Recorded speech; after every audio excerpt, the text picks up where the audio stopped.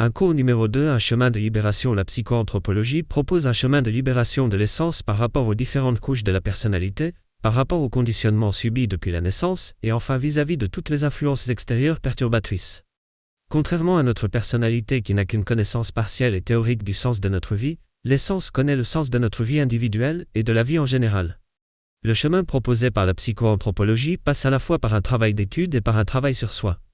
L'étude permet de comprendre les lois de l'être individuel et de la vie en général, le travail sur soi permet de se relier à ces lois. Ce travail se pratique dans la vie ordinaire, mais au-delà de la dimension ordinaire, il permet d'accéder à une dimension extraordinaire. Connais-toi toi-même et tu connaîtras l'univers, pouvait-on lire sur le fronton du temple de Delphes.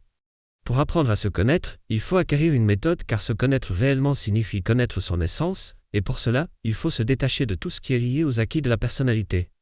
L'être humain pour observer doit au début utiliser l'outil qu'il a à sa disposition, sa personnalité. C'est à travers l'observation de sa personnalité qu'il peut atteindre son essence. Une condition de base est requise, admettre que l'on ne se connaît pas, or nous croyons nous connaître puisque nous vivons avec nous-mêmes depuis des années. Celui qui se connaît réellement lui-même connaît aussi tous les principes qui régissent l'univers, et est capable d'aller puiser à la source de ses connaissances dans tous les domaines. L'être humain a deux évolutions possibles. La première, celle de l'homme, ordinaire, le terme n'est pas péjoratif, consiste à vivre sa vie en étant pris dans le courant des événements extérieurs professionnels, familiaux ou de l'actualité mondiale dont il est le reflet, fourmi au milieu.